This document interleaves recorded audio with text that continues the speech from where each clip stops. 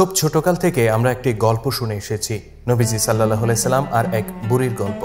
এই বুড়ি প্রতিদিন নবীজির মসজিদে যাওয়া আসার পথে কাঁটা বিছিয়ে রাখত, আর এসব কাঁটা পায়ে বিঁধে নবীজি ভীষণ কষ্ট পেতেন। গল্পটি এত বেশি প্রচলিত যে জীবনে একবারও গল্পটি শুনেননি এমন মানুষ খুঁজে পাওয়া মুশকিল। এমনকি একসময় বই পুস্তকেও স্থান পেত এই কাহিনী। কিন্তু নবীজির পথে কাঁটা বিছিয়ে রাখা এই নারীর পরিচয় কি? রাসূল সাল্লাল্লাহু আলাইহি সাল্লামের সাথে তার শত্রুতা বা সম্পর্কই বা কি ছিল? এসব বিষয় নিয়ে আলোচনা থাকবে আমাদের আজকের ভিডিওতে।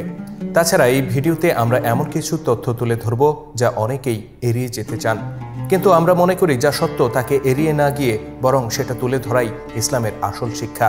শ্রোতা দর্শক, রাসূল সাল্লাল্লাহু আলাইহি সাল্লাম ও বুড়ির গল্পের পেছনে লুকোনো এমন কিছু তথ্য আমরা তুলে ধরব যা আপনি আগে কখনো শুনেননি। বিস্তারিত জানতে শেষ পর্যন্ত থাকুন আমাদের সাথেই। কাঁটা ছড়ানো বুড়িকে নিয়ে প্রচলিত গল্পটি এরকম: আল্লাহর নবী সকালে ঘুম থেকে উঠে মসজিদে যেতেন নামাজ পড়তে। রাসূলের এক প্রতিবেশী বুড়ি ছিল। বয়সের ভারে সে এতটাই নুজু ছিল যে সে ঠিকমতো হাঁটতেও পারত না। লাঠিতে ভর করে কোনো রকম সে হেঁটে বেড়াতো। বুড়ি হয়ে গেলেও সে ছিল খুব দুষ্ট প্রকৃতির। আল্লাহ নবীকে সে ভীষণ অপছন্দ করত। নবীজি সাল্লাল্লাহু আলাইহি সাল্লাম প্রতিদিন ভোরে নামাজ পড়তে মসজিদে যেতেন। এটা বুড়ির কাছে মোটেও ভালো লাগতো না। সে রাতের অন্ধকারে মসজিদে যাওয়া আসার পথে বড়ই গাছের কাঁটা বিছিয়ে রাখত। নবীজি সাল্লাল্লাহু আলাইহি সাল্লাম যখন সেই রাস্তা দিয়ে মসজিদে যেতেন তার পায়ে কাঁটা বিঁধে যেত আর তিনি খুব কষ্ট পেতেন। দূর থেকে এই দৃশ্য দেখে বুড়ি খিলখিল করে হেসে উঠত। মনে হতো তার উপর যেন শয়তান ভর করেছে। আর এভাবে প্রতিদিন সে নবীজিকে কষ্ট দিত আর নিজের অপবিত্র আত্মাকে প্রশান্ত করত। তো এটা ছিল ওই বুড়ির রোজকার অভ্যাস। তাই প্রতিদিনই নবীজিকে কাঁটার ব্যাপারে সতর্ক থাকতে হতো। হঠাৎ একদিন নবীজি লক্ষ্য করলেন ওই পথে কোনো কাঁটা বিছানো নেই। তিনি খুব অবাক হলেন, কেননা বুড়ি যেদিন থেকে এই পথে কাঁটা বিছানো শুরু করেছে তারপর থেকে একদিনের জন্য সে বিরতি দেয়নি। নবীজি ভাবলেন হয়তো কোনো কারণে সে আসতে পারেনি। অতঃপর দ্বিতীয় দিনেও নবীজি দেখলেন সেই পথে কাঁটা নেই। এবারও তিনি খুব অবাক হলেন। অতঃপর তৃতীয় দিনেও রাসূল সাল্লাল্লাহু আলাইহি সাল্লাম দেখেন সেই পথে কাঁটা বিছানো নেই। এবার তিনি বুড়িকে নিয়ে শঙ্কিত হয়ে পড়লেন। এমন তো হওয়ার কথা নয়।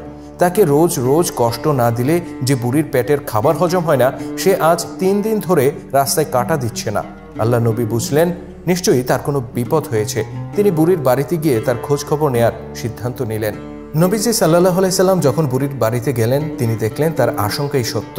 বুড়ি ভীষণ অসুস্থ হয়ে বিছানায় পড়ে আছে, আর তার সেবা করার মতো কেউ নেই। ফলে বুড়ির কষ্টের কোনো সীমা ছিল না।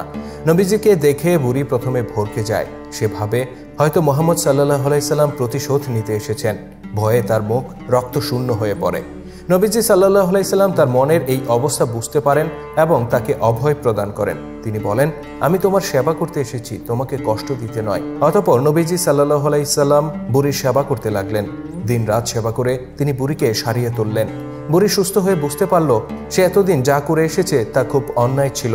সে নিজের ভুল বুঝতে পারে এবং নবীজির কাছে ক্ষমা চায়। আর এভাবেই আল্লাহ নবী তার শত্রুর মন জয় করেন।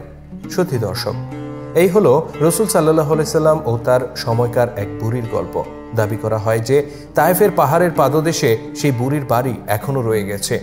এমনকি যে বড়ই গাছের কাঁটা সে বিছিয়ে রাখত সেই গাছটির গুঁড়িও এখনো রয়ে গেছে। আমাদের দেশ থেকে যে লক্ষ লক্ষ মানুষ হজ করতে সৌদি আরবে যান তাদের একটি বড় অংশ তায়েফ ঘুরে আসেন। দেশে ফিরে এসে তারা বলেন সেই বুড়ির বাড়ি এবং বড়ই গাছের কাঁটা তারা নিজের চোখে দেখে এসেছেন। কেউ কেউ জায়গাগুলো ভিডিও করে নিয়ে আসেন এবং নিজের ফেসবুক বা ইউটিউব পোস্টে দিয়ে বলেন এই সেই বুড়ির বাড়ি, নিজের চোখে দেখুন সেই বাড়ি, এই সেই বড়ই গাছ, ইত্যাদি ইত্যাদি। মজার বিষয় হচ্ছে তায়েফের ময়দানে সেই বুড়ির বাড়ি এবং বড়ই গাছ নামে যে জায়গাগুলো দেখানো হয় তার সম্পূর্ণটাই ভুয়া। কথাটি শুনে আপনি হয়তো অবাক হচ্ছেন, কিন্তু এটাই সত্য। তায়েফে রাসূলের জীবনে এমন কোনো ঘটনাই ঘটেনি, বরং রাসূলের পথে কাঁটা বিছানোর বিষয়টি মক্কার ঘটনা। সত্যি বলতে তায়েফে রাসূল সাল্লাল্লাহু আলাইহি সাল্লামের ঘটনা অত্যন্ত সংক্ষিপ্ত। তিনি মক্কায় নির্যাতিত হয়ে তায়েফে গিয়েছিলেন ইসলামের দাওয়াত নিয়ে। তিনি আশা করেছিলেন তায়েফবাসী ইসলামের দাওয়াত কবুল করবে, কিন্তু মক্কাবাসীর মতো তায়েফবাসীরাও কলেমার আহ্বান প্রত্যাখ্যান করে এবং তাকে মেরে রক্তাক্ত করে তাড়িয়ে দেয়। তারা রাসূল সাল্লাল্লাহু আলাইহি সাল্লামকে এতটাই আঘাত করে যে রাসূল সাল্লাল্লাহু আলাইহি সাল্লাম অজ্ঞান হয়ে পড়েন। রাসূলের পালক পুত্র যায়েদ বিন হারিসা অনেক কষ্ট করে তাকে নিয়ে মক্কার পথে ফিরতি যাত্রা শুরু করেন।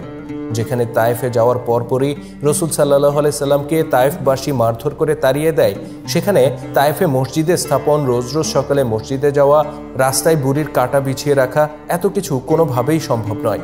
সবচেয়ে বড় কথা হচ্ছে, আমাদের দেশে প্রচলিত এই গল্পের পেছনে পবিত্র কোরআন, হাদিস, সিরাত গ্রন্থ সহ ইসলামের বিশ্বস্ত কোনো গ্রন্থে বিন্দুমাত্র সত্যতা পাওয়া যায় না। বরং বাস্তবতা হচ্ছে, মদিনায় হিজরত করার আগ পর্যন্ত রাসূলের বাড়ি ছিল মক্কায়। তিনি মক্কায় নিজের পৈতৃক বাড়িতেই বসবাস করতেন এবং নামাজ পড়তেন কাবা ঘরে গিয়ে। মক্কা থেকে তায়েফের দূরত্ব 120 কিলোমিটার। 120 কিলোমিটার পথ পাড়ি দিয়ে নামাজ পড়তে রাসূল তায়েফে যেতেন, এটা সম্ভব নয়।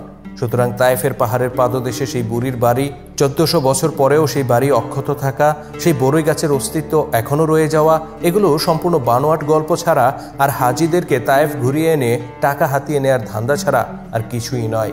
তায়েফের ময়দানে বুড়ির গল্পটি যে বানোয়াট, এ ব্যাপারে অনেক ইসলামিক স্কলাররা মুখ খুলেছেন।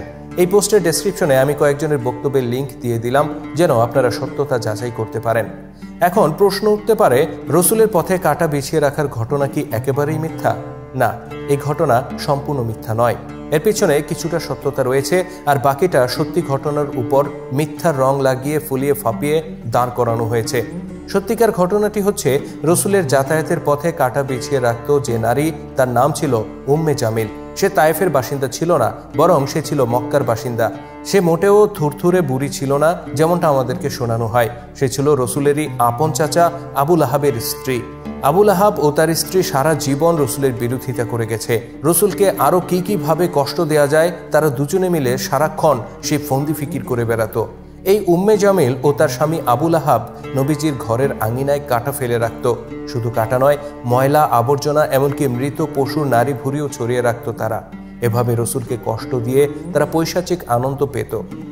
এই ঘটনাগুলো সহিহ হাদিস ও সিরাত গ্রন্থে বিবৃত হয়েছে। এমনকি পবিত্র কোরআনেও আবু লাহাব ও তার স্ত্রীর এসব ষড়যন্ত্র ও তার পরিণতির বর্ণনা করে একটি পূর্ণাঙ্গ সূরা নাজিল হয়েছে। সুতরাং রাসূলের যাতায়াতের পথে কাঁটা ছড়িয়ে রাখার ঘটনাটি মিথ্যা নয়। মিথ্যা হচ্ছে তায়েফের বুড়ি, বরই গাছ, বুড়িকে সেবা করা, অতঃপর নিজের ভুল বুঝতে পেরে বুড়ির ভালো হয়ে যাওয়া, এসব কেচ্ছা কাহিনী। রাসূলের জীবনী নিয়ে এরকম হাজার হাজার মিথ্যা গল্প, আজগুবি কেচ্ছা কাহিনী, বানোয়ার তথ্য শুনিয়ে ওয়াচ করে বেড়ান বহু বক্তা। ইদানিং ইউটিউব ও ফেসবুকও সয়লাভ হয়ে গেছে এরকম কেচ্ছা কাহিনী দিয়ে। এসব মিথ্যা গল্প পরিহার করে পরিশুদ্ধ ইতিহাস তুলে ধরতে সকলের প্রতি আমাদের আহ্বান থাকবে। শ্রোতা দর্শক, রাসূলের পথে কাঁটা ছড়ানো নারী উম্মে জামিল ও তার স্বামী আবু লাহাবের শেষ পরিণতি ছিল অত্যন্ত ভয়াবহ। আপন চাচা চাচি হয়েও তারা নবীজিকে যে কষ্ট দিয়েছিল, তার ফলস্বরূপ তাদের উপর নেমে এসেছিল আল্লাহর গজব। এই পৃথিবীতেই তাদেরকে ভোগ করতে হয়েছিল ভয়ানক পরিণতি।